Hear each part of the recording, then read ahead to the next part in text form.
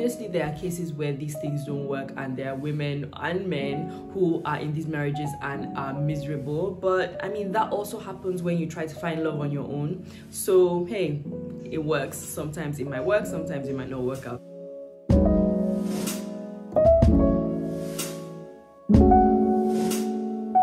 Hello everyone, welcome back to my channel. My name is Timmy. If this is your first time here, thank you so much for stopping by. I hope you like it and decide to stay by hitting the subscribe button. And if this is not your first time, welcome back. So today, as you can already tell from the title, I'm going to be talking about arranged marriages. This is something that people don't talk enough about, and I think that it has a bad rap on some level. So you hear a lot about, you know, people fall in love, they get married, they live happily ever after, or they fall in love, they get married, they don't live happily ever after. I think in both scenarios it could go good or it could go bad. So I'm going to be talking about 3 different shows that I've watched recently that focus on a different way of approaching marriage that I found very interesting. So the first show I'm going to be talking about is Indian Matchmaker, which is actually on season 3, and I watched season 1 and season 2 when they came out, and I love the show. I actually really like it. Season 3 is there's not a lot of drama, which if you're looking for drama, this is not the place. It was very wholesome this season and I liked it. I really liked it. There was something about it that was very, like, you know, British shows, which I really like. I like British shows.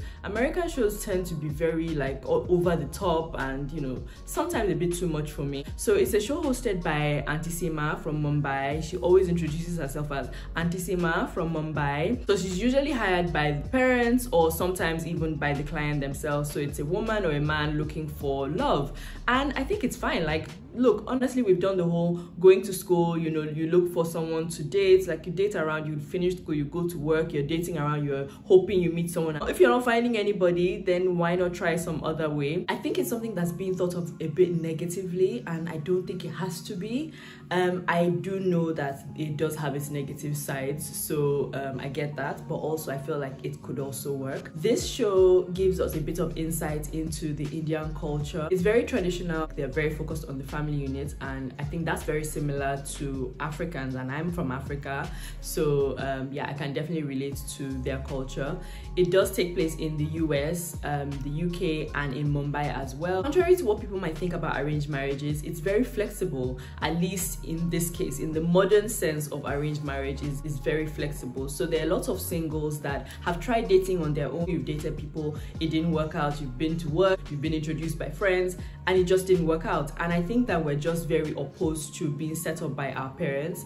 And I think at some point they're like, you know what, actually, let's give it a try and see what comes out of it. And if I don't like it, it's fine. And a lot of their parents are flexible. She gives you options. So she has different profiles. She's like, okay, what do you want? You want someone tall, you want someone fit, you want a doctor, you want this, you want that. And then she looks through what she has, and then she's like, okay, I think I have the perfect fit for you. And she gives you a few options.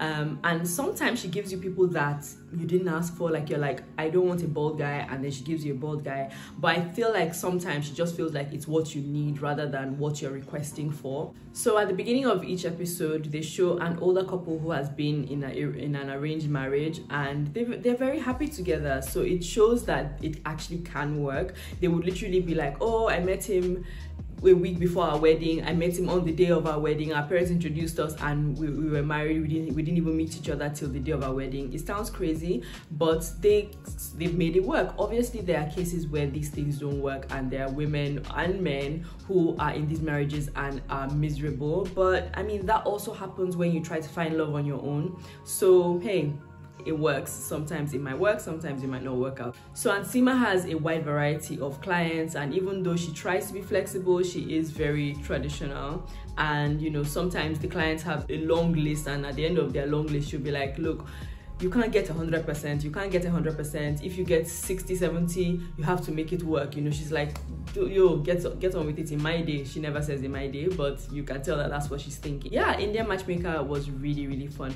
The next show is a spin-off of that, actually. It was called Jewish Matchmaker, similar concept. But what I found most interesting about this one is the fact that they highlighted the Jewish culture a lot, like the different kinds of Jews that there are, and then like certain traditions that they have. Like I noticed that every time you're coming into a room, they would touch the door, like kiss and touch the door, things like that. So it was really interesting to find find out, you know, a bit about the Jewish culture. They're also very traditional, very religious, and very family oriented. And honestly, with this show, we didn't get a lot of closure on a lot of the relationships. We don't know what happened with a lot of them, if they ended up happy or not. So I don't know. I don't have much to say here. All I'm going to say about this show is that it was really interesting to find out about the Jewish culture and, you know, look at arranged marriage from another culture. And the final show I'm going to be talking about is The Big Day. This is basically all about Indians planning their weddings. This was giving me full-on Nigerian vibes. Nigerians, very much like Indians, have very big weddings, very extravagant weddings, and yeah, it's a big deal, and that's what this was all about, really. It was about modern Indians planning their weddings but infusing their own personalities while like trying to keep the Indian traditions, and it was really nice. It was really educative. I found out a bit about Indian weddings, and yeah, also there were some arranged marriages that worked out, and there were some love marriages where they met each other and then they just were planning their weddings. So that was really fun to watch. The arranged marriages, once again, like Indian Matchmaker, were very flexible and nobody was forcing you to marry anybody. It was like, oh, okay, you know, my son has this friend, would you like to meet him? And it's like, okay, mom, no problem. And then you meet them and you're like, oh, the love of my life. So that was kind of the vibe. So yeah, it was fun. It was really fun and easy to watch. So that's it, guys. Those are the 3 shows I've been watching recently that inspired me to talk about arranged marriages. I personally haven't been in an arranged marriage or being set up by my parents or used a matchmaker or anything like that, but I feel like it's worth a try if you go on dating apps, or you know, like, why not be set up by your parents or by a professional matchmaker? Apparently these matchmakers cost quite a bit, so it's not like a cheap thing to do. But yeah, I don't think there's anything wrong with arranged marriages. I just thought I'd talk about that. Let me know in the comments what your thoughts are. I would really like to know. If you've watched any of these shows, also leave a comment below. If you're not subscribed, don't forget to subscribe and like this video, comment, put on your notifications and all of that good stuff. Thank you so much for watching, and I'll see you on my next video. Bye.